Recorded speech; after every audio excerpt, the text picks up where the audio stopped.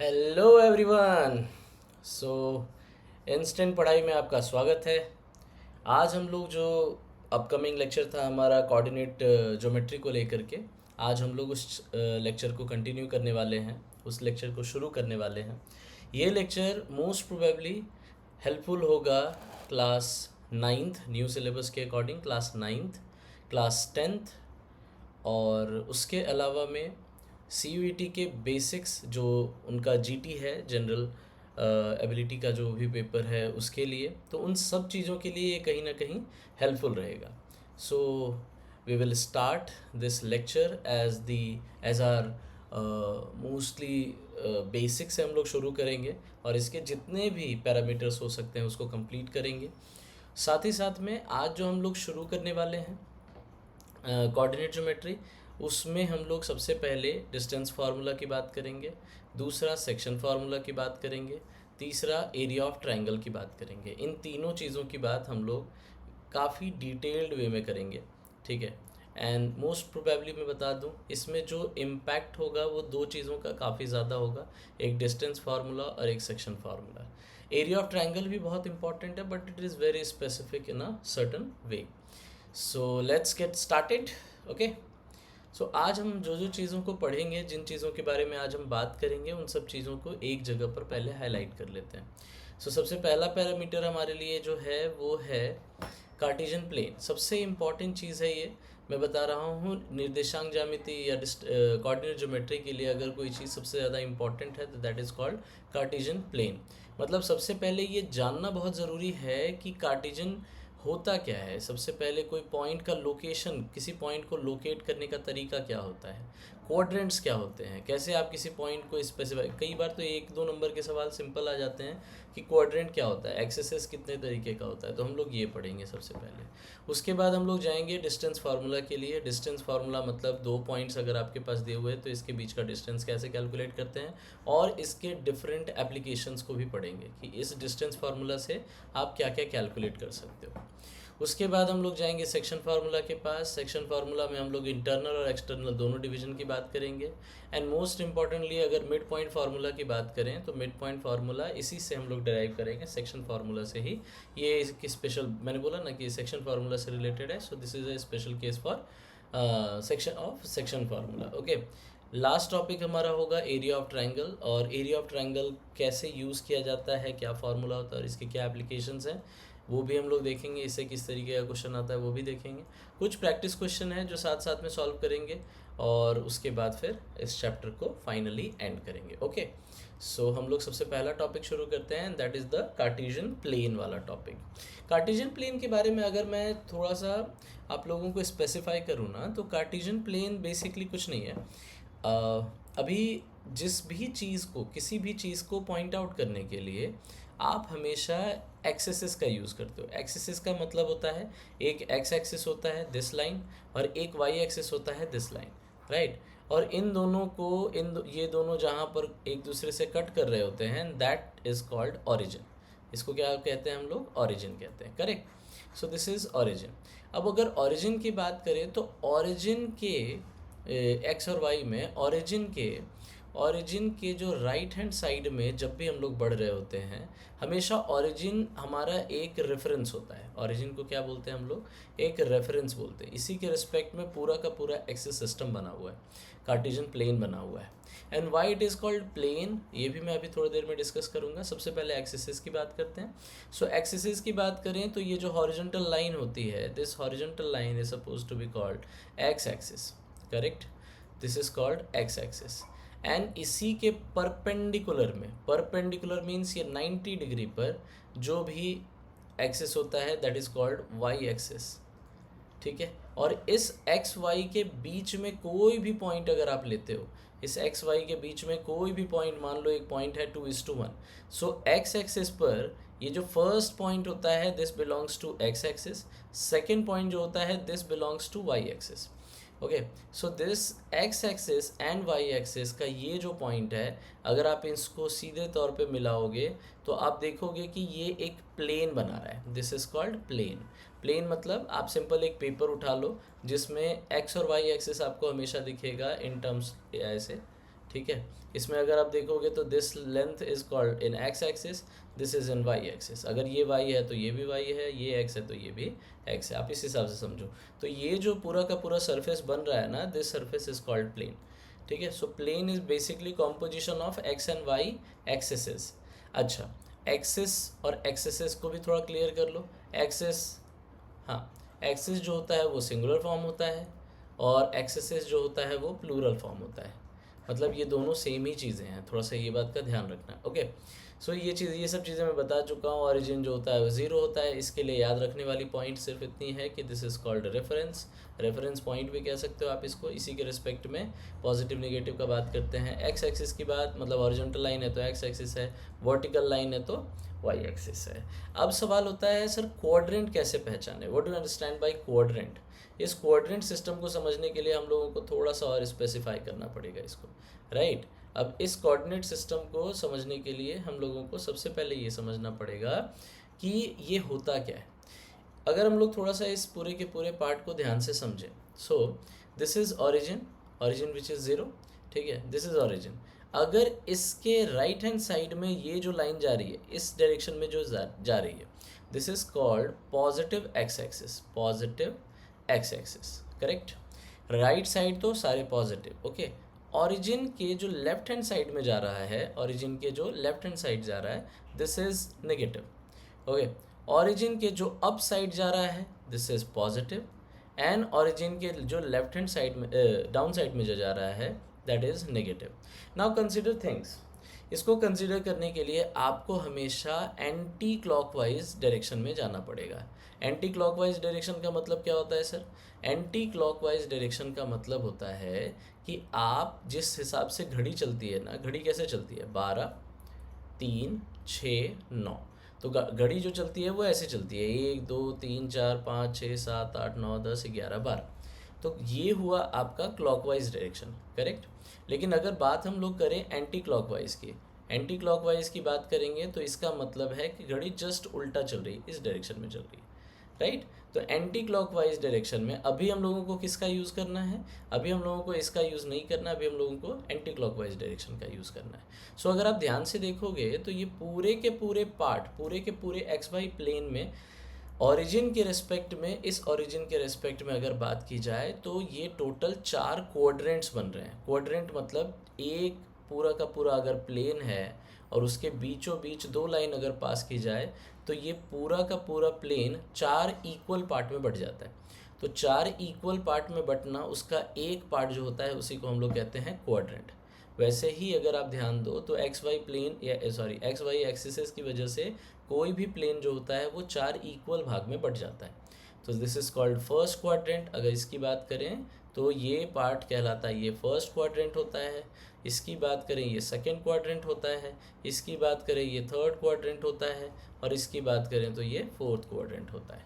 समझने वाली बात क्या है सर? डायरेक्शन अगर आप ध्यान दोगे तो पहले ये ऐसे गया हुआ है, फिर ये ऐसे गया 3 to 4 एंड देन 4 to 1। तो अगर आप देख पा रहे हो ना तो ये एंटी क्लॉकवाइज डायरेक्शन है। कौन सा डायरेक्शन है? एंटी क्लॉकवाइज डायरेक्शन है, okay. So now come to quadrant का पार्ट। अगर मैं फर्स्ट क्वाड्रेंट को देखूं, मतलब पहले पार्ट को देखूं, पहले चौथाई को देखूं, तो देख पा रहा हूं कि इसमें एक्स एक्सिस भी पूरा का पूरा पॉजिटिव होता है और वाई एक्सिस भी पूरा का पूरा पॉजिटिव होता है। सो एक्स एंड वाई दोनों जिसमें पॉजिटिव है वो कहलाता है फर्स्ट क्वाड्रेंट। तो फर्स्ट थिंग फर्स्ट।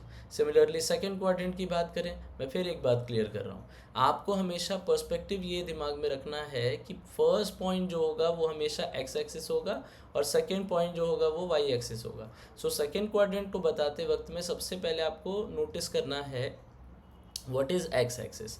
तो X axis is negative and Y axis is positive, ठीक है। So X axis is negative and Y axis is positive, then this is a second quadrant. Third quadrant की बात करें, एक बार खुद से इमेजिन करके कोशिश करो। थर्ड क्वाड्रेंट में भी एक्स इज नेगेटिव लेकिन Y is also negative. So X and Y both are negative in only one case and that is the third quadrant वाला part, okay. So now next में जाते हैं which is the last one and that is the fourth quadrant. Fourth quadrant की बात करें तो इसमें x axis जो होता है वो पॉजिटिव होता है, but y axis is suppose to be the negative one. So this is how it works. So this is the complete quadrant detail. Quadrant detail की बात करें तो क्वाड्रेंट के बारे में जल्दी से आंख बंद करके जल्दी से रिवाइज कर लो। फर्स्ट क्वाड्रेंट में X and Y both are positive, second quadrant में X is negative, Y is positive, third quadrant में X and Y both are negative, and fourth quadrant में X is positive and Y is negative. So this is how you can remember all this concepts. Okay, so आगे बढ़ते हैं। अब आपसे जब पूछा जाता है, जब पॉइंट्स की बात करते हैं हम लोग, तो अब मान लो एक पॉइंट मैंने आपको दिया, मैं टोटल 4 पॉइंट दे रहा हूँ। So this is 2:1, this is -2 -1, this is 3:-1, this is -1 × 2। अगर आप ध्यान से देखो इन सब चीज़ों को तो समझो ये कौन कौन से क्वाड्रेंट में है, इसको बताना है। अब अगर क्वाड्रेंट की बात करें हम, so first this point belongs to which quadrant? So 2:1, तो 2 means this belongs to x axis and this belongs to y axis। अगर x और y की बात करें तो x भी पॉजिटिव दिख रहा है, y भी पॉजिटिव दिख रहा है। x और y पॉजिटिव कौन से क्वाड्रेंट में होता है? तो it is the first quadrant. So this is first quadrant. Next करें इसकी बात, -2 -1, -2 -1 means x and y both are negative in only third quadrant. So this belongs to third quadrant. अगर first is positive and second is negative की बात करें, first is positive means X is positive, X positive है and Y negative है, तो आप देख पा रहे हो कौन सा क्वाड्रेंट है। So this is fourth quadrant. Okay, next is x is negative and Y is positive, so x is negative and Y is positive, so this belongs to second quadrant. So I think इस हिसाब से आप points को identify कर सकते हो वो कौन से क्वाड्रेंट में बिलोंग करते हैं। अब आते हैं, हमारा एक इम्पॉर्टेंट सेक्शन है and that is called distance formula. Distance formula को हिंदी में कहते हैं दूरी सूत्र। ठीक है, दूरी सूत्र क्या है वो भी थोड़ा सा क्लियर करते हैं, इसको समझना काफ़ी ज़रूरी होता है। Distance formula tells about the distance in between 2 points. अगर मैं पाइथागोरस की बात में अगर मैं 2 पॉइंट्स की बात करूं, 2 पॉइंट कुछ इस प्रकार से हैं। ठीक है, यहाँ एक पॉइंट है और एक यहाँ पॉइंट है। अब यहाँ भी एक पॉइंट है, तो this point is x1 y1 and this point is called x2 y2। अगर इस तरीके से 2 पॉइंट है आपके सामने में, ठीक है, और इन दोनों पॉइंट के बीच में अगर आपको डिस्टेंस फाइंड आउट करना है तो आप इसको क्या बोलोगे? आप इसी फाइंड आउट करना है तो आप यूज़ करोगे डिस्टेंस फार्मूला। डिस्टेंस फार्मूला होता क्या है सर? अब अगर डिस्टेंस फार्मूला की बात करें तो it is basically difference in between x axis and y axis और इसी का रिजल्टेंट। सो अगर x2 - x1 का होल स्क्वायर करना है तो अगर आपके पास में पॉइंट्स दिए हुए हैं x1 और y1, एक पॉइंट है और दूसरा पॉइंट है x2 और y2, इन दोनों के बीच में अगर डिस्टेंस निकालना हो तो फार्मूला कहता है कि x2 में x1 घटा दो, और इसी का स्क्वायर करके प्लस y2 में y1 घटा दो और उसका स्क्वायर कर दो और उस पर लगा दो अंडर रूट निकाल दो उसका। ठीक है, ये सब प्रूफ है, आपको नीड नहीं है इस प्रूफ की मतलब इतना ज़्यादा नीड नहीं है। अगर निकालना होगा कभी प्रूफ की बात होगी, अगर आपको नीड हो तो आप एक बार बताना, मैं इसका प्रूफ भी बताऊंगा which is quite general proof. ठीक है, पाइथागोरस का यूज़ करके जनरली इसको बनाया जाता है। अभी इस पे फोकस आपका नहीं होना चाहिए, मैंने बस इसलिए आपको दिया है ताकि आपको क्लैरिटी हो कि कल को अगर यही पूछ दे कि distance formula is direct from which theorem, तो आपको दिमाग में होना चाहिए कि it is direct from Pythagoras theorem. That's it. हाँ, तो अब एक एग्जांपल है, जल्दी से उसको भी लेते हैं और उसको सॉल्व करने की कोशिश करते हैं। सो दिस इज़ द एग्जांपल वाला पार्ट, राइट। सो एक पॉइंट है मेरे पास में 3,4, एक पॉइंट है मेरे पास में -2,1। रैदर देन सीइंग दी सॉल्यूशन, अगर आप इस सॉल्यूशन को देखोगे तब तो बनाना मतलब उतना ईजी नहीं होना चाहिए, ये चीज़ आपको नहीं करनी चाहिए, आपको सबसे पहले समझना है। So this point is nothing but x1, this point is y1, this point is x2 and this point is y2। अब अगर आपको बोला गया कि find out the distance in between them, एक बार फार्मूला सब्सटीट्यूशन प्रॉब्लम को दिमाग में इमेजिन करो। सो what is this? x2 - x1, x2 - x1 means बस -2 - 3 का होल स्क्वायर, ठीक है, प्लस y2 - y1 मीन्स 1 - 4 का whole square, now under root. Okay, so what is this? -2 - 3 means -5 का whole square plus 1 - 4, so it is -3 का square, under root कर देते हैं इसको भी। So what it is? -5 का whole square, so this is 25 minus का स्क्वायर पॉजिटिव हो जाता है, प्लस -3 का whole square is 9, so under root this one. Now add this, so it will be like under root of 34, which is the answer. So now you understand कि अगर हम लोगों को कोई पॉइंट दिया रहेगा x1 y1 और x2 y2 दिया रहता है, तो हम लोग उसको जनरली इस फार्मूला से उसका डिस्टेंस कैलकुलेट कर सकते हैं. नेक्स्ट आते हैं, नेक्स्ट हमारा जो टॉपिक, अच्छा एक और बात मैं बता दूं, ये अभी मैंने एक जनरल परसेप्शन, एक बेसिक कॉन्सेप्ट आपको बताया, बट आपके लिए जो नीड है, आपके लिए जो सॉल्यूशन, जो क्वेश्चन की बात कर रहे हो, वो क्वेश्चन है यहाँ पर. अब जैसे यहीं पर एक क्वेश्चन दिया हुआ है, सपोज करो एक क्वेश्चन है आपके पास में -3 4 और एक 5 -2. Now try to solve it. ठीक है, ट्राई इसको कोशिश करिए आप सॉल्व करने का. Take pause this video and then solve it. ठीक है, मैं अभी सॉल्व कर रहा हूँ ताकि मुझे आप लोगों के लिए एक हेल्प कर सकूँ, मैं बता सकूँ इसको प्रॉब्लम है कैसे सॉल्व करते हैं. बट आपका होना चाहिए, आप इसको पॉज करो, पहले खुद से ट्राई करो और इसके बाद फिर आगे बढ़ो. ओके, सो अगर मुझे इसका निकालना होगा तो मैं क्या करूँगा, सिंपल सी लॉजिक है, x2 माइनस x1 का whole square plus y2 minus y1 का whole square. Now what is x2? x2 यहाँ पर अगर बात करें तो दिस इज 5 माइनस -3 का whole square, okay, plus y2 what is this, y2 -2 -4 का whole square. So this is the final thing. Now if I add this, what it will become? So my 5 minus plus 3 का whole square plus -4 minus 2, this is -6 का whole square. Now अगर हम इसको add करें तो कितना आ रहा है, 5 + 3 का होल स्क्वायर दैट इज 8 का होल स्क्वायर प्लस 6 का whole square is 36 and minus का whole square is positive, so I am not going to write anything, right? So this is okay, so this is it. Now 8 का square is 64 plus 36 under root, so that is equal to 100 I guess. ठीक है, now this 100 which means 10, so 10 units is the distance, right? सो अगर मैं इसके बीच के distance की बात करूं तो डिस्टेंस हमारा कितना आ रहा है, 10 यूनिट्स. आपको खुद से पहले इसको ट्राई करना चाहिए सॉल्व करने का. अब इसमें जो बेसिक चीज़ें हैं, जैसे माइनस की बात हो रही है या माइनस का होल स्क्वायर की बात हो रही है, ये सब चीज़ें आप लोगों को थोड़ी बहुत क्लैरिटी होनी चाहिए. अगर नहीं है तो मैं अभी बता देता हूँ कि minus any quantity, minus of x minus of Y everything, किसी का भी आप स्क्वायर करोगे तो एक्स की क्वांटिटी डबल हो जाएगी, एक्स की क्वांटिटी एक्स टाइम्स बढ़ जाएगी. लेकिन माइनस जो होता है वो मल्टीप्लाई होने पर, minus into minus is nothing but plus, always plus. ठीक है, बट माइनस के साथ अगर माइनस आप जोड़ रहे हो ना, माइनस क्वांटिटी के साथ में अगर आप माइनस क्वांटिटी जोड़ रहे हो तो that is always minus.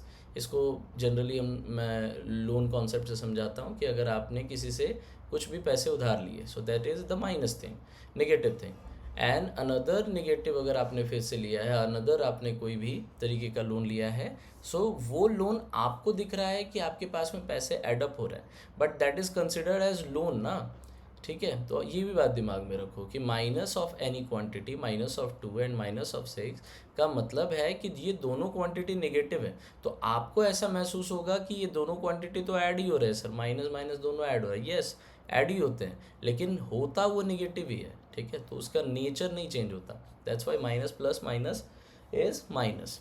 But अगर मुझे बोला जाए कि -2 into -6, then it will be like it in multiplied form, it will be like positive of 12. That's it. ठीक है, नाउ एक और क्वेश्चन है मेरे पास में, दैट इज़ कि ये इतने सारे पॉइंट्स हैं और ये आइसोसेलेस ट्रायंगल बना रहे हैं. ठीक है, आइसोसेलेस ट्रायंगल बना रहे हैं. अब अगर मैं, ये क्वेश्चन सॉल्व हो चुका है. Now come to second question. इस क्वेश्चन को अगर देखोगे तो एक डिस्टेंस इसके बीच का अगर देख पाएँ, PQR, so there are 3 points. ठीक है, there are 3 points. So first point is P, second point is Q and third point is R. Okay, तो अगर अगर मैं PQR की बात करूँ, so P point is given to you that is 3,0, Q point is given to you 6,4 and R point is given to you -1,3. अब अगर इसको बोला जा रहा है आइसोसेलेस ट्रायंगल के बारे में बताने के लिए, इसको हिंदी में बोलते हैं समद्विबाहु त्रिभुज. समद्विबाहु त्रिभुज का मतलब क्या होता है सर? हिंदी ज़्यादा क्लियर होती है कई बार, कुछ चीज़ों में आप गौर करोगे ना, कुछ चीज़ों में ये काफ़ी क्लियर, समद्विबाहु त्रिभुज। अब एक बार समझो, ठीक है, समद्विबाहु त्रिभुज, सम मतलब समान, द्वि मतलब दो, और बाहु मतलब भुजा यानी कि साइड। तो अगर आइसोसेलेस ट्राइंगल की बात करें तो हमें बस ये सब प्रूफ करना है कि कोई भी दो साइड जो है, ठीक है, any of two side, any of two sides are equal, any of two sides are equal. अब हमें सिर्फ यही प्रूफ करना है कि टू साइड्स आर इक्वल। तो कुछ नहीं करेंगे, पी और क्यू के बीच का डिस्टेंस निकालेंगे, क्यू और आर के बीच का डिस्टेंस निकालेंगे, और पी और आर के बीच का डिस्टेंस निकालेंगे। मतलब मैं ये कह रहा हूँ कि अगर मेरे पास में 3 पॉइंट है, ठीक है, और मुझे प्रूफ करना है कि 3 पॉइंट जो है, ये नहीं है, ठीक है, अगर मेरे पास में 3 पॉइंट है, ये 3, ठीक है, और मुझे प्रूफ करना है कि ये समद्विबाहु त्रिभुज है या नहीं, तो मैं क्या करूँगा, इसके बीच का डिस्टेंस निकालूंगा, इसके बीच का डिस्टेंस निकालूंगा, और इसके बीच का डिस्टेंस निकालूंगा, और मैं चेक करूंगा कि ये जो अलग अलग मैंने पी क्यू के बीच का डिस्टेंस निकाला, पी आर के बीच का डिस्टेंस निकाला, और क्यू आर के बीच का डिस्टेंस निकाला है, इन सब में से क्या कोई भी एनी ऑफ टू, क्या कोई भी दो जो है वो सेम है क्या?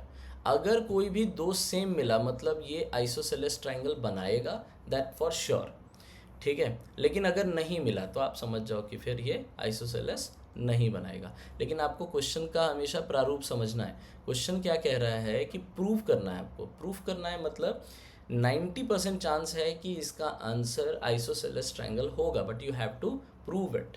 प्रूव इट करने का तरीका क्या है, मैंने आपको बताया है कि आप कुछ मत करो, पी और क्यू के बीच का डिस्टेंस निकालो, क्यू और आर के बीच का डिस्टेंस निकालो, और पी और आर के बीच का डिस्टेंस निकालो।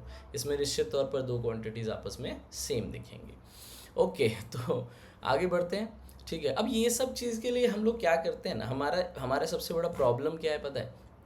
हम लोग हमेशा प्रॉब्लम्स को सिर्फ एक पर्सपेक्टिव से देखते हैं। हमारा टारगेट ये होना चाहिए कि पर्सपेक्टिव हमेशा बदलें। जैसे डिस्टेंस फार्मूला एक तरीका है कि हाँ भाई, दो अलग अलग की पॉइंट्स आपके पास में दिए हुए हैं तो आप उससे डिस्टेंसेस फाइंड आउट कर रहे हो। अब यही सवाल सोचो ना, अभी मैं आपको अगर दे रहा हूँ कि आइसोसेलेस ट्राइंगल ये है, तो आपसे ये भी तो मैं पूछ सकता हूँ ना कि इक्विलैटरल ट्रायंगल क्या होता है, समबाहु त्रिभुज जिसको बोलते हैं। अब अगर मैं 3 पॉइंट दे देता, अभी मैं बोलता कि हाँ भाई प्रूफ करो या फाइंड आउट करो कि ये इक्विलैटरल ट्रायंगल है या नहीं, तो आपका टारगेट क्या होना चाहिए? आपका टारगेट होना चाहिए कि एक ही चीज़ तो है भाई। अगर मुझे आइसोसेलेस निकालने बोला तो भी मुझे तीनों साइड निकालना है, अगर मुझे इक्विलैटरल प्रूफ करने बोल रहा है तो भी मुझे तीनों साइड निकालने होंगे। बस फ़र्क दोनों में इतना होगा कि आइसोसेलेस के केस में 2 साइड इक्वल होने चाहिए, और इक्विलैटरल के केस में 3 साइड इक्वल होने चाहिए। सो this is how you can relate with it, ठीक है। नाउ कम टू थर्ड वाला क्वेश्चन। थर्ड क्वेश्चन की बात अगर करें, so find the value of के, फिर से वही सवाल, find the value of K in distance between these are 5 unit. अब देखो, इस तरीके का सवाल ना कई बार 10th में या फिर 10th के मतलब बोर्ड्स वगैरह में जनरली पूछा जाता है। Okay, sorry. सो अगर इस तरीके के सवाल को बनाने का हो तो फिर वही कॉन्सेप्ट तो चेंज नहीं होगा ना। कॉन्सेप्ट क्या है कि यहाँ से 2 पॉइंट मेरे पास गिवन है, 1 point is k, 3, another point is 2, k, ठीक है। और इन दोनों के बीच का जो डिस्टेंस है वो डिस्टेंस कह रहा है कि वो 5 यूनिट है। कितना है? 5 यूनिट है, राइट।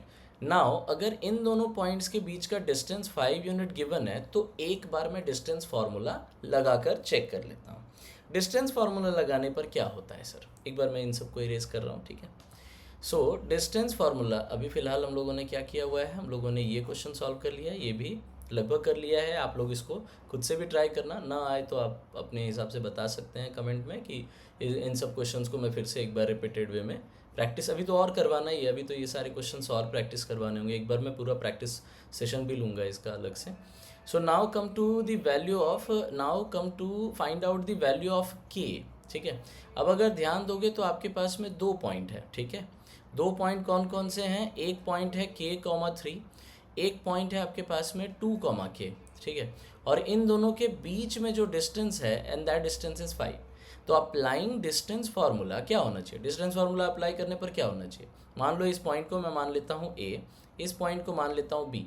तो आपको बेसिकली यही दिया हुआ है ना कि ए बी की वैल्यू दी हुई है कितनी, 5 यूनिट्स दिया हुआ है। अब आपको पता है कि ए बी निकालने का तरीका ये कहता है अंडर रूट लगाइए सर, और उसमें कर दीजिए x2 माइनस x1 का होल स्क्वायर प्लस कर दीजिए y2 माइनस y1 का होल स्क्वायर, ठीक है, and that is equal to 5। अब एक यहाँ जनरल कॉन्सेप्ट है, मैं उसको थोड़ा सा क्लियर करता चला जाता हूँ। जब कभी भी इक्विवेलेंट के सामने में अंडर रूट होता है, तो अंडर रूट ट्रांसफ़र जब हो राइट हैंड साइड में, तो वो अंडर रूट कुछ नहीं होता, वो अंडर रूट बन जाता है स्क्वायर। सो ये अंडर रूट जब इधर जाएगा तो वो बन जाएगा स्क्वायर। रीज़न क्या है sir, why this is happening, because under root of x का एक्चुअल वैल्यू होता है x टू द पावर 1/2। तो बस जब कभी भी आप अंडर रूट को, यानी कि आप अंडर रूट x है और बराबर में 5 है, सो अंडर रूट को जब आप इधर भेज रहे हो तो आप बेसिकली क्या कर रहे हो, 1/2 इसका जो पावर है 1/2 आप उसको इधर भेज रहे हो।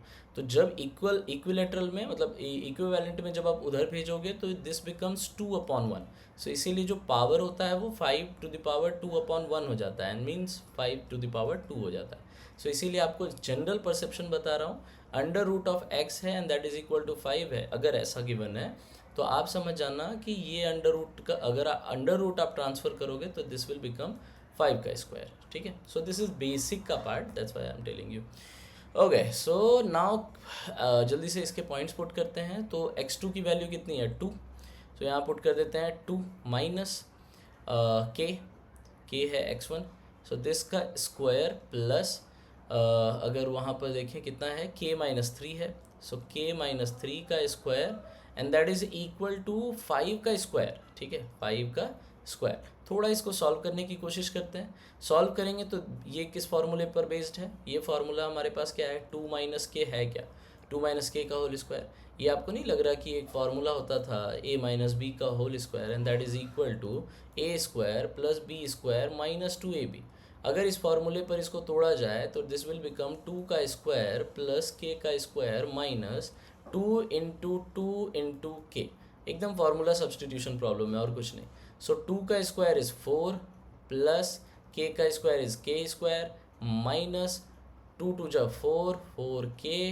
सो द आंसर इज, यहाँ पर अगर इसको सॉल्व करेंगे तो आंसर क्या आ रहा है मेरा, आंसर तो यही रह जाएगा अभी फ़िलहाल के लिए। तो इसको लिख देते हैं, इसको लिख सकते हैं हम लोग 4 प्लस के स्क्वायर माइनस 4k प्लस, अब इसको भी उसी हिसाब से ब्रेक करते हैं। सो दिस बिकम के का स्क्वायर, ठीक है, प्लस 3 का स्क्वायर करना पड़ेगा एक बार, 3 का square is 9 minus minus 2 into 3 into के, 2 इंटू ए इंटू बी होता था, 2 इंटू ए इंटू बी करते हैं। So 2 into a into b is 6k। इसको आप खुद से भी एक बार ब्रेक करके चेक कर सकते हो। Now this is equivalent to 5। थोड़ा और इसको सॉल्व करते हैं। So k square becomes 2k square, right, minus 6k minus 4k, this becomes minus 10k। Okay, now 9 4 that means 13, कितना हो रहा है ये, प्लस में 13, this is 25, so equals to 25। थोड़ा इसको सॉल्व करें और आगे सॉल्व करने पर ये 25 जब इधर आ जाएगा, सो ये 25 बन जाएगा 2k square minus 10k plus 13 minus 25 and that is equivalent to 0। अब इन दोनों को जब सब्ट्रैक्ट करोगे, आप आपस में सब्ट्रैक्ट करोगे तो क्या आएगा आपके पास, so this will be like 2k square minus 10k, 25 और 13, इन दोनों में कितना आएगा बताओ, I think it is 12। Okay, so minus of 12, and why it is minus of 12, will you please tell me why it is minus of 12। Minus of 12 इसलिए because 25 जो कि greater quantity है उसका जो साइन है वही कैरी होता है, जो छोटा क्वांटिटी है उसका साइन कैरी नहीं होता है, ठीक है।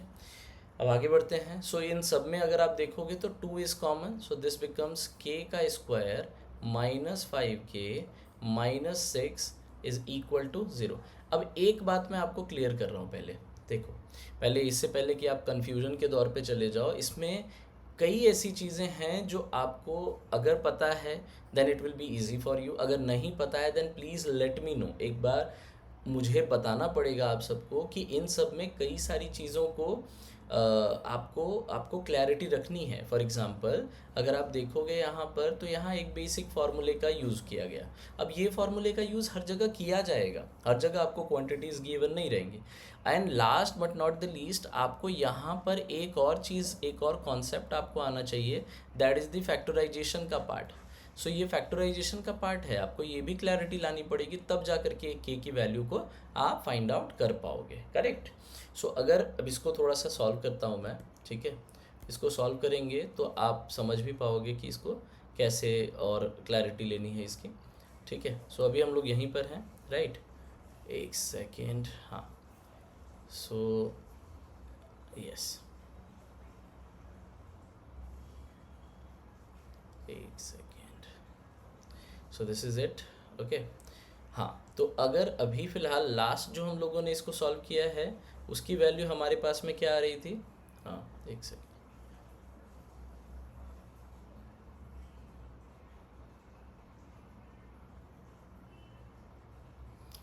हाँ, तो इसमें जो लास्ट हम लोगों ने इसको सॉल्व किया उसकी वैल्यू क्या आ रही है, उसकी वैल्यू आ रही थी हमारे पास में दैट इज़ के का स्क्वायर, है ना, के का स्क्वायर प्लस 5k माइनस 6 आ रहा था। ठीक है, and that is equivalent to 0। अब इसको फैक्टराइज करने के लिए हम लोगों को एक मेथड होता है that is called middle term split. क्या होता है, मिडिल टर्म स्प्लिट। हम लोगों को यूज़ करना पड़ेगा मिडिल टर्म स्प्लिट का कॉन्सेप्ट। मिडिल टर्म स्प्लिट का कॉन्सेप्ट क्या कहता है, पहले उसको क्लियर करते हैं। मिडिल टर्म स्प्लिट का कॉन्सेप्ट कहता है कि भाई साहब, ये जो लास्ट क्वांटिटी है और जो फर्स्ट क्वांटिटी है, इन दोनों का कोफिशिएंट को मल्टीप्लाई कर दो। Means 1 into -6 is equivalent to -6। Correct. अब इस -6 का ब्रेक डाउन इस हिसाब से करना है, या फिर -6 आपका फाइनल रिजल्टेंट आना चाहिए। कब आना चाहिए सर, जब आप बीच वाला जो ये मिडिल टर्म है यानी कि 5 प्लस 5 को आप किस हिसाब से ब्रेक करोगे कि आपका जो आंसर है वो -6 आ जाए, जोड़ने पर, ऐड करने पर क्या आ जाए, -6 आ जाए, सॉरी ऐड करने पर क्या आ जाए, ऐड करने पर +6 आ जाए, और मल्टीप्लाई करने पर आपके पास में, मल्टीप्लाई करने पर क्या आ जाए, मल्टीप्लाई करने पर आपके पास में -6 आ जाए। अब ये कैसे करना है वो समझने वाली बात है। अब देखो, अगर मैं -6 को तोड़ता हूँ तो आप समझ पाओगे इसको दो पार्ट में तोड़ा जा सकता है, या तो -3 -2 कर दूँ, या फिर -6 + 1 कर दूँ, क्योंकि यही दो केस है जिसमें रिजल्टेंट जो है वो 5 के आसपास मुझे दिख भी रहा है, अदरवाइज में पॉसिबल ही नहीं है। पर ट्राई करते हैं जो कंडीशन है उसको सेटिस्फाई करने की। कहता है कि जोड़ने पर +5 आना चाहिए, लेकिन मल्टीप्लाई करने पर -6 आना चाहिए। अब अगर जोड़ने की बात करें, सो अगर मैं इसको प्लस लूँ और इसको माइनस लूँ, सो प्लस में अगर 6 लेते हैं और माइनस में 1 लेते हैं तो मेरे पास जो रिजल्टेंट आता है वो +5 आता है। और अगर माइनस में 3 लेते हैं, माइनस में 2 लेते हैं, तो मेरे पास रिजल्टेंट प्लस में 5 आता है। अब दिक्कत ये है सर कि +5 तो आ जा रहा है, यानी कि रिजल्टेंट तो मेरा बीच वाला आ जा रहा है प्लस करने पर। करेक्ट, सॉरी -5 यहाँ पर होगा। ठीक है, रिजल्टेंट की बात अगर करें तो यहाँ पर तो मुझे दिख रहा है कि 5 तो रिजल्टेंट आ रहा है, लेकिन एक में रिजल्टेंट माइनस में आ रहा है और एक में रिजल्टेंट प्लस में आ रहा है। तो हमें कौन सा लेना है सर, हमें लेना है वो रिजल्टेंट जो प्लस में आ रहा हो। करेक्ट, हमें लेना है कौन सा रिजल्टेंट, जो प्लस में आ रहा हो। करेक्ट। अब इसके बाद में हम लोग कुछ नहीं करेंगे, यहाँ पर इसी का ब्रेक डाउन करेंगे। So what we have, k square plus 5k -6 and that is equal to 0। That is equal to what, 0। तोड़िए इसको जल्दी से बीच वाले टर्म को, तो के स्क्वायर यहाँ पर हो जाएगा +6k -1k, ठीक है, -6 and that is equal to 0। Solve करते हैं, ये दो टर्म में, इन दोनों टर्म में जो जो कॉमन है उसको आप साइड कर लो। सो इन दोनों टर्म में अगर आप देखो तो के साइड करते हैं, के साइड करेंगे, it will be like k + plus 6 बच जाएगा। इन दोनों में अगर कुछ कॉमन है दैट इज़ द -1 वाला पार्ट, सो यहाँ पर भी k प्लस 6 कॉमन बचेगा and that is equal to 0। So k की यहाँ पर अगर मुझे से पूछी जाए तो k -1 एक तरफ और यहाँ एक तरफ आ जाएगा k plus 6 and that is equal to 0। These are the basic part. हाँ, अगर आपको इसमें प्रॉब्लम हो तो आप बता सकते हो मुझे, मैं फैक्टराइजेशन पर अलग से एक टॉपिक ही ले लूँगा जिसमें आप लोग बेसिक फैक्टराइजेशन वाला कॉन्सेप्ट पढ़ सकते हो। ओके, सो यहाँ पर मेरे पास में k के दो फॉर्म आ चुके हैं विच इज़ इक्विवेलेंट टू 0। अब मैं इन दोनों को एक बार डिस्पर्स कर देता हूँ। So k -1 can be equivalent to 0 and k plus 6 is also equivalent to 0। So k -6 में k की वैल्यू माइनस उधर जाएगा +1 हो जाएगा, और एक बार अगर इसकी बात करें तो k की वैल्यू -6 हो जाएगी। सो अगर आप लास्ट क्वेश्चन को ध्यान से समझोगे तो यहाँ पर k की दो वैल्यूज़ पॉसिबल होंगी। k has two values, first and second. तो k की दो वैल्यू क्या क्या है सर? k की पहली वैल्यू हो गई +1 और दूसरी वैल्यू हो गई -6। सो k की पहली वैल्यू हो गई +1 एंड दूसरी वैल्यू जो होगी वो -6 हो जाएगी। सो this is how you can relate this complete method of distance formula. I know it is quite lengthy, but मैंने पहले ही कहा आपको कि अगर आपको कंसिस्टेंसी और अपने हार्डवर्क को इम्प्लीमेंट रिजल्ट्स में करने हैं तो आपको इस बात का ध्यान देना पड़ेगा कि टॉपिक्स के डेप्थ में आपको जाना पड़ेगा। So now come to the next section of our part. Okay, of coordinate geometry. सो हम लोग उस पर अब आगे बढ़ते हैं। तो हमारा नेक्स्ट पार्ट जो है वो है सेक्शन फार्मूला। क्या है हमारा next part? That is called section formula. Section formula की बात करें तो सेक्शन फार्मूला होता क्या है पहले उसके बारे में समझना काफ़ी ज़रूरी है। ओके, सेक्शन फार्मूला जो है वो कुछ और नहीं है, अगर आप समझो थोड़ा सा, ठीक है। सेक्शन फार्मूला क्या है? सेक्शन फार्मूला आपके पास में दो पॉइंट्स हैं, सपोज करो कुछ ऐसा। मैं इसको सेपरेट वे में बताता हूँ, ज़्यादा बेटर रहेगा।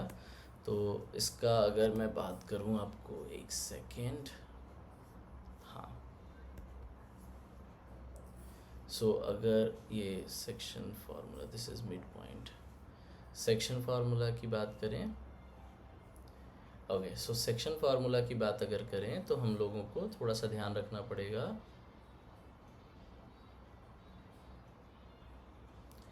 ओके, सो यहाँ पर हम लोग समझना होगा, देखो अगर हमारे पास में, पहली बार टॉपिक लिख मेंशन कर देता हूँ। So this is what we are reading is section formula. Section formula सबसे इम्पॉर्टेंट इसमें क्या पॉइंट है सर? सबसे इम्पॉर्टेंट पॉइंट है कि मेरे पास में दो पॉइंट्स है, सपोज करो एक पॉइंट है ए और दूसरा पॉइंट है बी। ए का कोऑर्डिनेट मैं प्रोवाइड करता हूँ दैट इज़ x1 y1, और बी का कोऑर्डिनेट मैं प्रोवाइड करता हूँ दैट इज़ x2 y2। ये मेरे पास में दो की पॉइंट्स हैं। अगर इन दोनों को कनेक्ट किया जाए, इन दोनों को कनेक्ट किया जाए, और तीसरा, अब पॉइंट क्या है कि एक लाइन है जो इसको डिस्पर्स कर रही है, एक लाइन जो है वो इसको इंटरसेक्ट कर रही है and that line is L। तो अगर ये लाइन जो इंटरसेक्ट कर रही है वो एक पॉइंट पर इंटरसेक्ट कर रही होगी, right. So now consider this point as capital X and capital Y। अब जब ये लाइन इसको डिस्पर्स कर रही थी, ठीक है, जब ये लाइन इस पूरे के पूरे A से B वाले सेक्शन को डिस्पर्स कर रही थी, इंटरसेक्ट कर रही थी, तोड़ रही थी, तो ये तोड़ रही है जिस रेशियो में, that ratio is given to you. Okay, so that ratio is given to you. अब अगर आपको रेशियो गिवन है मीन्स m और n is given to you कि ये कितने रेशियो में बट रहा है, तो फिर आपको फाइंड आउट करने बोलेगा कि find out the coordinate axis of intersection point, जहाँ पर ये लाइन इस पूरे के पूरे A से B वाले लाइन को इंटरसेक्ट कर रहा है, उसका कोऑर्डिनेट एक्सिस कैसे निकालेंगे। सो इसके लिए सेक्शन फार्मूला क्या है वो समझिए एक बार पहले। कैपिटल X निकालने का फॉर्मूला क्या होता है कि आप सबसे पहले इस पूरे के पूरे x2 को, मतलब this x2 is multiplied with m, this n is multiplied with x1, पहले इन दोनों को मल्टीप्लाई करो। सो क्या लिखूंगा मैं?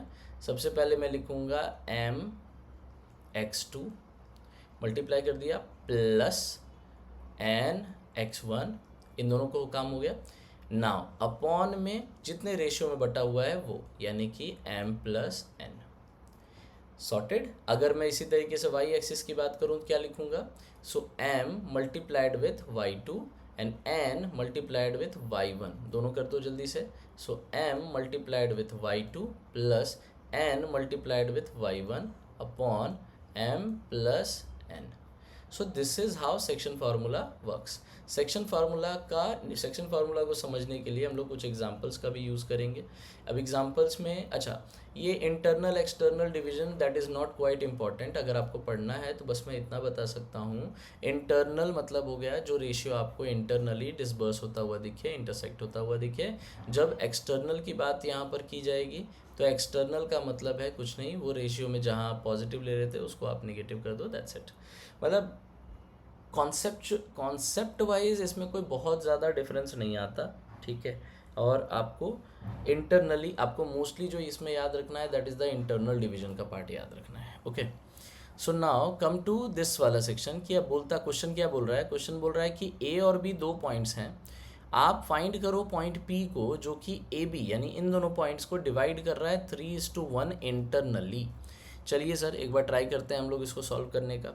अब अगर आप इसकी बात समझोगे, ठीक है, अगर आप इसकी बात समझो तो क्वेश्चन क्या कह रहा है। क्वेश्चन कह रहा है कि आपके पास में दो पॉइंट्स हैं, ठीक है। एक पॉइंट का नाम दिया इन्होंने ए, एक पॉइंट का नाम दिया इन्होंने बी, और एक जो लाइन है जो इसको कट कर रही है वो लाइन कट कर रही है पी पॉइंट पे, और आपको बोला जा रहा है find out the value of P. P की वैल्यू एक्स और वाई के रिस्पेक्ट में ही होगी। क्वेश्चन एक बोलता है 1:3 है, बी जो है वो 5:7 है। ए है 1:3 और दूसरा जो है बी वो है 5:7। अब अगर इन दोनों से मैं x और y की वैल्यू निकालना चाहूँ तो मेरा फार्मूला क्या कहता है, मुझे फार्मूला कहता है कि, अच्छा, और रेशियो भी गिवन है आपको, रेशियो है 3:1 internally. So this is 3:1। So m की वैल्यू क्या हो गई, formula substitution. This is not, मतलब कोई हार्ड एंड फास्ट क्वेश्चन है ही नहीं है। m की वैल्यू इज़ 3, n की वैल्यू इज़ 1। यहाँ पर अगर ध्यान दो तो this is x1 y1, this is what x2 y2, सबकी वैल्यू गिवन है। फार्मूला क्या कहता है सर, फार्मूला कहता है mx2 प्लस nx1 अपॉन में कर दो m प्लस n।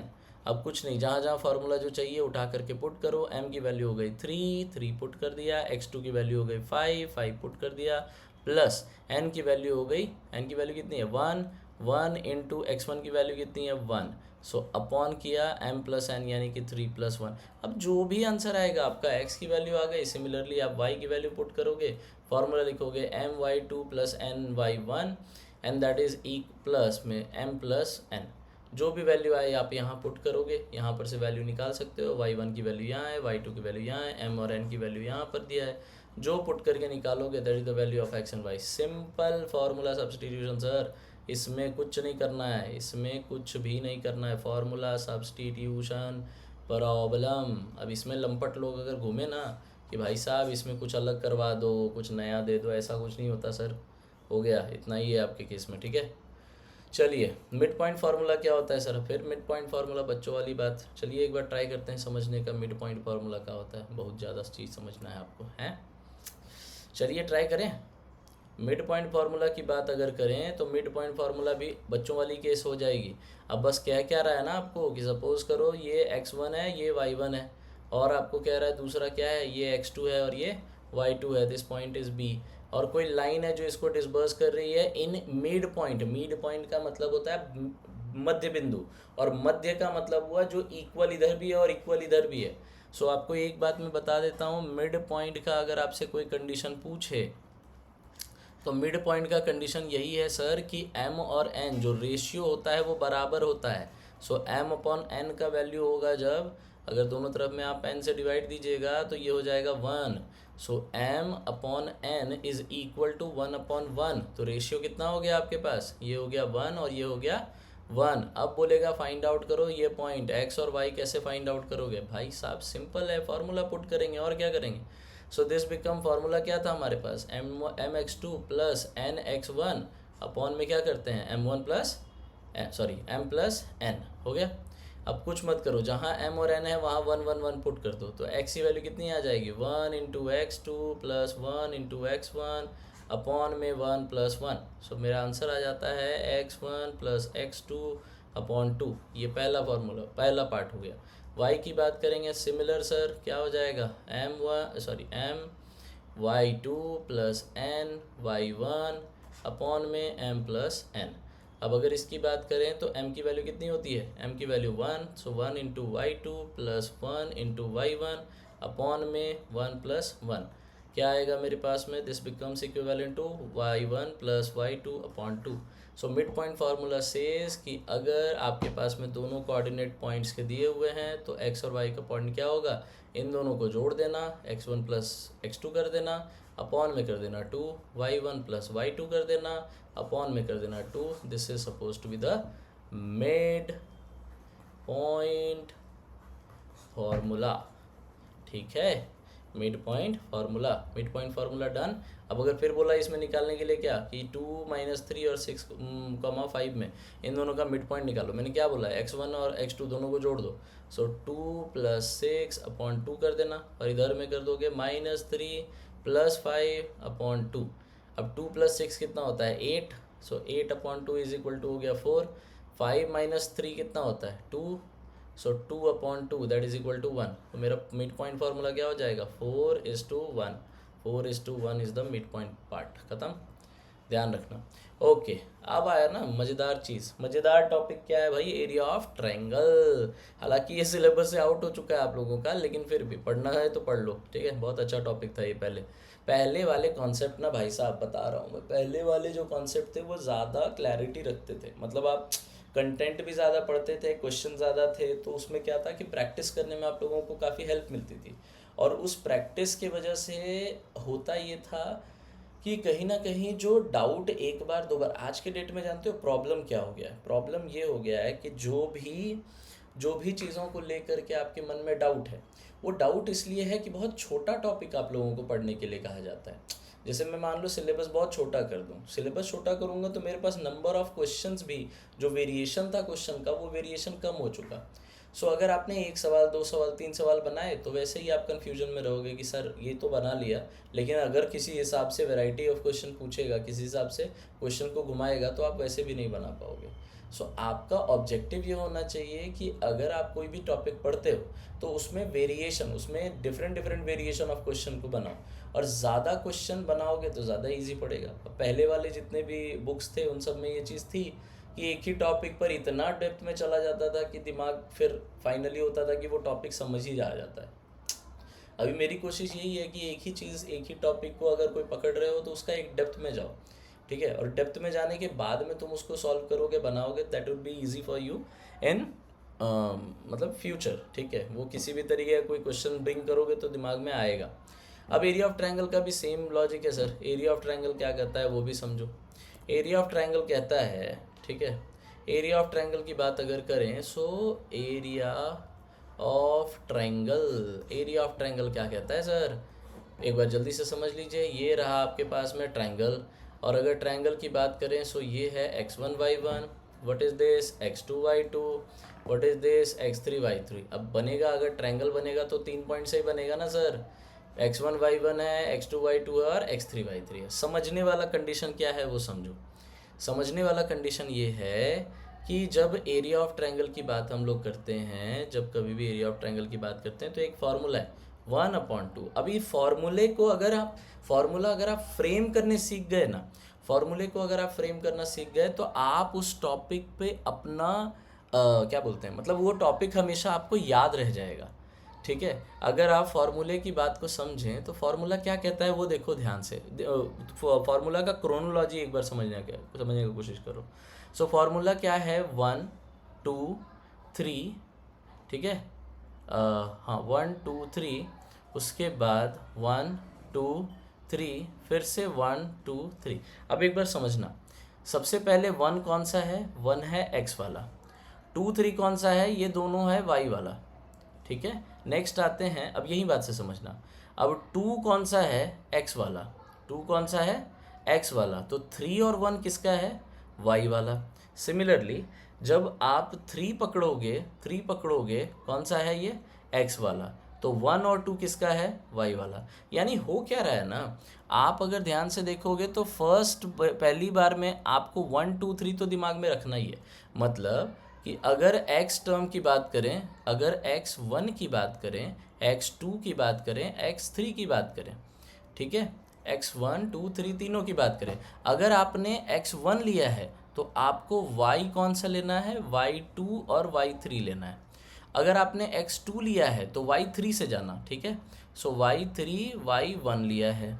अगर आप x3 लेते हो, x3 लेते हो तो कहाँ जाओगे, x3 अगर लोगे, लास्ट पॉइंट है ना ये, x3 लोगे तो आप y1 यानी कि y1 और y2 पे जाओगे।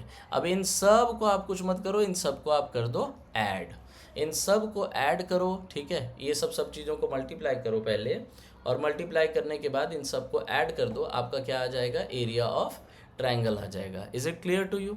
अब अगर वही बात है ना, मतलब फॉर्मूला सब्स्टिट्यूशन प्रॉब्लम समझने के लिए आपको क्या बोला गया, सबसे एक बार फिर से समझते हैं इसको जल्दी से।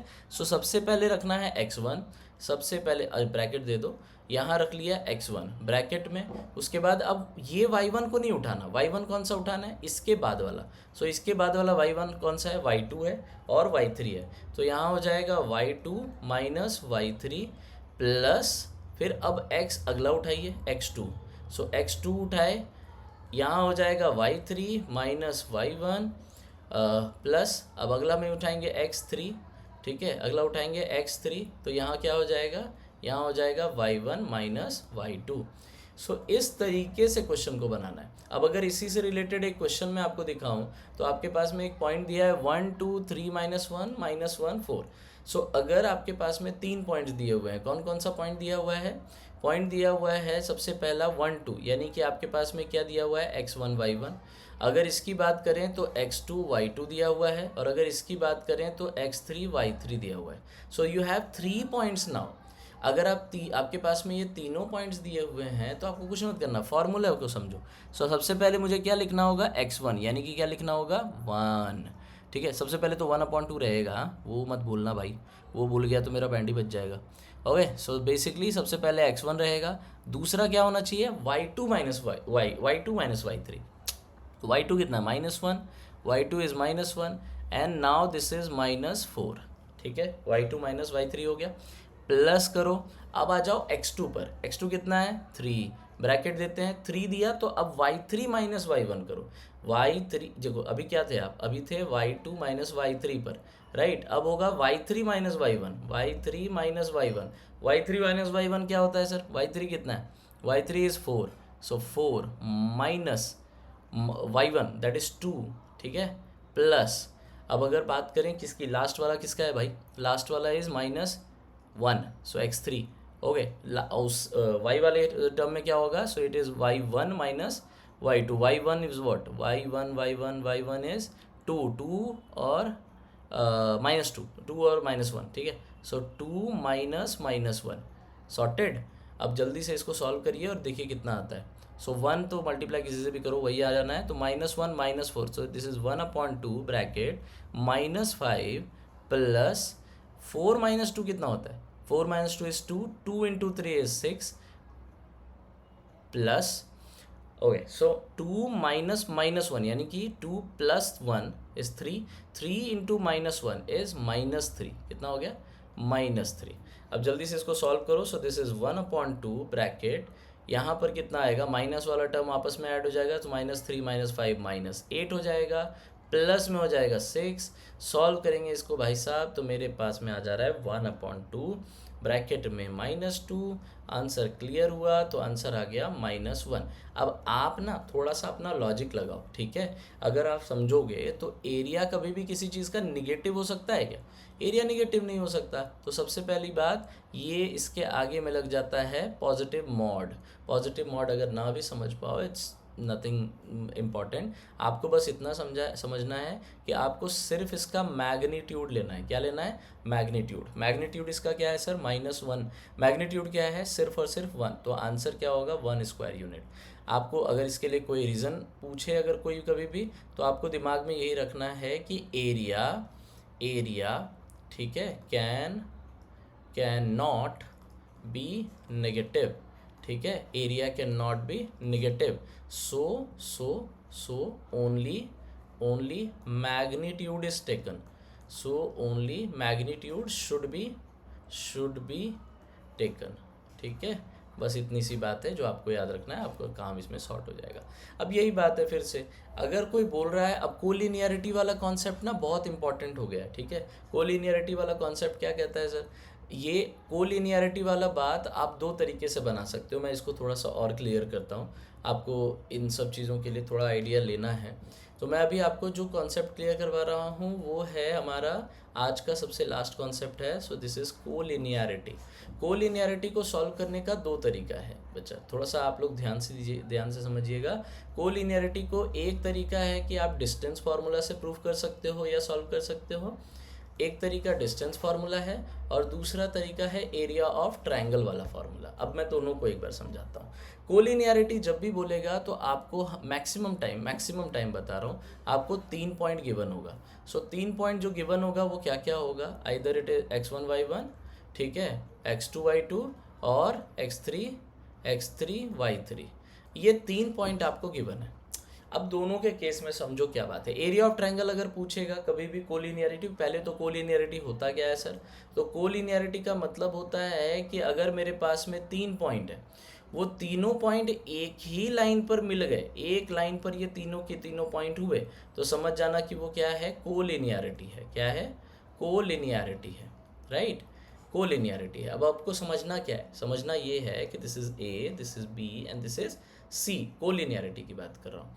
सो अगर ये कोलिनियर हुआ तो इसका एरिया कितना होगा सर, देखो एरिया तब होगा ना जब ये एक प्लेन सेगमेंट में होगा। प्लेन सेगमेंट मतलब इसके बीच का एरिया होगा, लाइन का एरिया थोड़ी होता है। सो लाइन का एरिया नहीं होता। इसका मतलब है अगर बोल रहा है मेरे पास में 3 पॉइंट गिवन है और बोलता है कि कोलिनियर उसको प्रूफ करो, तो निश्चित तौर पर जो एरिया होगा, जो फाइनल रिजल्टेंट होगा, वो क्या होना चाहिए भाई साहब, 0 होना चाहिए। इसका मतलब ये हुआ कि जो मेरा फॉर्मूला था 1/2 ब्रैकेट में x1 y2 माइनस y3, ठीक है, plus x2 y3 minus y2, ठीक है, y3 माइनस y1 और x3 y1 माइनस y2, ये जो भी वैल्यू मेरे पास में थी, इसका वैल्यू हमेशा इक्विवेलेंट किसका होगा, 0 का। तो अगर मैं इन सारे पॉइंट्स को इसमें पुट कर दूंगा और मेरा रिजल्टेंट 0 आ जाएगा, तब मैं बोल दूंगा कि ये तीनों पॉइंट क्या हैं आपस में, तो कोलिनियर है। सीधा सीधा बोल दूंगा सर, कोई दिक्कत नहीं है, डन। लेकिन अब सवाल ये है कि 10th के पार्ट में या 10th के सिलेबस में इसको कर दिया गया है कट, तो आप डायरेक्टली यूज़ नहीं कर पाओगे। इवन जो CUET ये सब वाले बच्चे हैं वो लोग यूज़ कर सकते हैं, उनको यूज़ करने का कोई बाउंड्री नहीं है, वो इसको डायरेक्टली यूज़ कर सकते हैं, किसी तरीके का कोई बाउंड्री नहीं है। बट अब सवाल होता है कि सर डिस्टेंस फार्मूला से कैसे करेंगे। डिस्टेंस फार्मूला से बनाने का तरीका ये है कि अगर आपको 3 पॉइंट्स दे रहा है, क्या क्या दे रहा है आपको, पॉइंट 1 दे रहा है ABC, क्या पॉइंट दे रहा है A से B, B से C, तो सिंपल लॉजिक समझना भाई। डिस्टेंस फार्मूला की बात अगर करते हैं, डिस्टेंस फार्मूला का यूज़ करने के लिए कोलिनियरिटी को प्रूफ करना चाहते हैं, तो क्या बोलोगे आप बोलोगे कि सर A से B तक का जो डिस्टेंस है, B से C तक का जो डिस्टेंस है, अगर वो A और C के बीच का डिस्टेंस बराबर हो गया तो समझ जाएंगे कोलिनियर है। देखो समझाता हूँ, अगर मान लो ये पॉइंट ऐसे ना हो करके ऐसे होता, ठीक है, समझो बात को, अगर ये पॉइंट यहाँ से यहाँ और यहाँ से यहाँ ऐसे टिल्टेड होता, कोलिनियर तो नहीं है इसका मतलब, कोलिनियर मतलब एक लाइन में होना चाहिए, ठीक है, कोलिनियर का मतलब एक लाइन में होना चाहिए, पर है नहीं, ये टिल्टेड है। सपोज करो यहाँ A है, यहाँ B है और यहाँ C है, तो यहाँ से यहाँ तक का डिस्टेंस और यहाँ से यहाँ तक का डिस्टेंस निश्चित तौर पर बड़ा होगा इस डिस्टेंस से, करेक्ट। तो अगर आप समझोगे A plus B plus C का डिस्टेंस ज़्यादा होगा comparable to A plus C, तो ये कभी भी कोलिनियरिटी प्रूफ नहीं करेगा, ये हमेशा एक ट्रायंगल की तरह आ जाएगा या फिर कुछ भी आ जाएगा, एक ट्रायंगल तो हमेशा बनाएगा। बट अभी बात हो रही है कि कोलिनियर होना चाहिए। कोलिनियर होने का मतलब है ये फिर एक लाइन पे आ रहा है, तो इसका कोलिनियर होने का डिस्टेंस फार्मूला से जो कंडीशन आता है वो है कि A से B जाए और B से C जाए, ये तीनों एक ही लाइन में हो। इसका मतलब है कि AB प्लस BC की वैल्यू बराबर होनी चाहिए AC के। क्या होना चाहिए, BC बराबर होना चाहिए AC का। तो अभी A से B तक का डिस्टेंस निकाल देंगे पहले, फिर B से C तक का डिस्टेंस निकालेंगे और एक डिस्टेंस और निकालेंगे, वो A से C तक का होगा। समझना, A से B एक डिस्टेंस निकालना पड़ेगा, B से C दूसरा डिस्टेंस निकालना पड़ेगा और तीसरा डिस्टेंस निकालना होगा, वो होगा A से C के बीच में। अब अगर आपका ए से बी तक का डिस्टेंस और बी से सी तक का डिस्टेंस बराबर हो गया ए से सी तक का डिस्टेंस में, तो आप समझ जाना कि क्या है भाई साहब, इसका मतलब ये कोलिनियर है। यानी कि मैं आपको इन जनरल बता रहा हूँ, क्योंकि आप पॉइंट्स को देख करके तो नहीं समझ पाओगे ना कि ए कौन है, बी कौन है, सी कौन है। तो आप एक काम करना, आप बहुत सिंपल लॉजिकल काम करना, एक बहुत सीधा सा लॉजिकल काम ये होगा कि आप ए से बी, बी से सी, इन तीनों पॉइंट्स को सबसे पहले क्या करना, मान लो आपके पास में x1 y1 है, आपके पास में x2 y2 है और आपके पास में x3 y3 है। अब अगर आप इसके बीच का डिस्टेंस निकाल लेना, आप इसके बीच का डिस्टेंस निकाल लेना और इसके बीच का डिस्टेंस निकाल लेना। आप सारे डिस्टेंसेस, सबसे पहला स्टेप है कि फाइंड ऑल डिस्टेंसेस, ठीक है, तीनों के बीच में find all distances, find all distances. उसके बाद में आप क्या दूसरा काम क्या करो, दूसरा काम आप चेक करो कि ये तीनों जो मतलब सारे डिस्टेंसेस निकालने के बाद में आप चेक करो जल्दी से कि इसमें से कोई भी दो डिस्टेंस का जो सम है, कोई भी दो डिस्टेंस का जो सम है वो थर्ड वाले डिस्टेंस के बराबर होना चाहिए। कोई भी टू डिस्टेंसेस का सम जो है वो थर्ड डिस्टेंस के क्या होना चाहिए, बराबर होना चाहिए। So that is suppose to be the condition. Okay, I hope ये समझ आ गया होगा आपको। आप ट्राई करके ज़रूर देखना। और क्वेश्चन आपके सामने है, कोलिनियरिटी वाला क्वेश्चन ये रहा। कोलिनियरिटी वाला क्वेश्चन पूछेगा, अब इसमें तो कॉमन सा बात है कि ये एरिया ऑफ ट्रायंगल से सॉल्व किया हुआ है, बट एरिया ऑफ ट्रायंगल से अगर आपको करना है तो आप एरिया ऑफ ट्रायंगल से कर सकते हो, डिस्टेंस फार्मूला से करना है तो आप इसको डिस्टेंस फार्मूला से कर सकते हो। ये सारे आपके प्रैक्टिस क्वेश्चंस हैं। आपको अगर इसमें से कुछ भी बनाने का, कुछ भी करने का होता है, ये सारे क्वेश्चन मैंने ऑलरेडी बता दिए हैं। एक क्वेश्चन इसको प्रैक्टिस भी करो आप, ठीक है, ये क्वेश्चन ज़रूर प्रैक्टिस करो, this is very very important question, ठीक है। आप इसको बनाओ और अगर कोई डाउट होता है तो आप इसको कमेंट में बता देना। दिस इज़ हाँ, लास्टली हम लोग एक बार समरी चेक कर लेते हैं हम लोगों ने क्या क्या आज पढ़ा हुआ है। तो सबसे पहले हम लोगों ने डिस्टेंस फार्मूला पढ़ा, इसका मेजर यूज़ होता है दो पॉइंट्स के बीच में डिस्टेंस फाइंड आउट करने के लिए। फिर हमने सेक्शन फार्मूला पढ़ा कि दो पॉइंट्स अगर आपके पास में दिए हो और उसको कोई लाइन डिस्टर्ब कर रही है या फिर लाइन इंटरसेक्ट कर रही है एम और एन के रेशियो में, तो उसको आप कैसे सॉल्व करते हो। उसके बाद आपने पढ़ा मिड पॉइंट फार्मूले के बारे में। मिड पॉइंट फार्मूले में याद रखने वाली चीज़ क्या है कि एम और एन दोनों जो होते हैं वो वन होते हैं, एम और एन क्या होते हैं, वन होते हैं। तो इसका फार्मूला क्या बनाया हम लोगों ने, x1 प्लस x2 अपॉन में 2, similarly y1 plus y2 upon में 2। सो this is how it is done. Area of triangle की बात हमने बड़े आराम से की। क्या याद रखना है, 1 2 3 3 2 1। अगर आप इतना याद रख लेते हो तो x1 उठाओगे तो y2 3 उठा लेना, x2 उठाओगे तो y3 2 उठा लेना, और अगर x3 उठाओगे तो y2 1 उठा लेना। बस इसी तरीके से बनाते रहना। ओ शायद मैंने लास्ट में बीच वाले में गलत कह दिया। x1 जब उठाओगे तो y का 2 और 3 उठाना, ठीक है। x2 जब उठाओगे तो y का 3 और 1 उठाना, ठीक है। और x3 जब उठाओगे तो फिर y का 1 और 2 उठाना, ठीक है। इस तरीके से इसको सॉल्व करने की कोशिश करना। व्हाट इज कोलिनियरिटी का पार्ट, कोलिनियरिटी का पार्ट दो है सर। एरिया ऑफ ट्रायंगल से 0 हो जाना चाहिए, कोलिनियर हो जाएगा। नहीं तो डिस्टेंस फार्मूला में मैंने आपको एक हिंट ऑलरेडी दे दिया है। क्या करना है, किसी भी दो पॉइंट का डिस्टेंस निकालना है और उसको कंपेयर करना है कि वो तीसरे से इक्विवेलेंट हो जाए, यानी 2 में निकाले और तीसरे के बराबर हो गया, समझ जाना कि वो कोलिनियर हो गया। समझ आ गई बात। अब अगर आपको समझ आ गई है तो ये बात थोड़ा सा दिमाग में रखिएगा। ये छोटा सा एक कोटेशन है, ये मैथमेटिक्स के लिए काफ़ी इंपॉर्टेंट कोटेशन मुझे लगा, तो आई हैव सब्सटीट्यूटेड दिस। आप सबके लिए फाइनल कॉल यही है कि जो भी कंपटीशन के लिए जनरल मैथ्स का प्रैक्टिस कर रहे हैं उसके लिए तो ये कोऑर्डिनेट इज़ इनफ, मतलब आप इससे ज़्यादा कुछ ना करें, आप इतना करें, बस यही है कि इसको बार बार रिपीट करें, इसको कंप्लीट करके जाएं। So first thing is repetition, जितना ज़्यादा आप रेपिटेशन लगाओगे उतनी अच्छी बात।